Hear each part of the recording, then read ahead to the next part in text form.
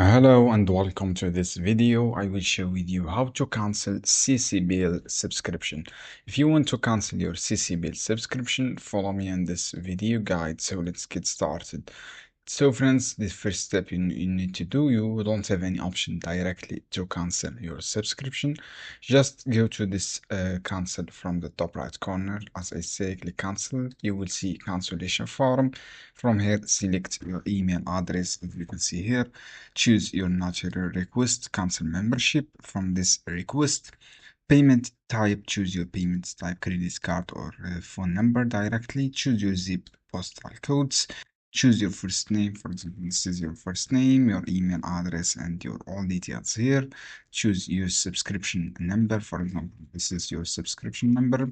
Choose your description. For example, here I want to cancel my membership, as you can see here.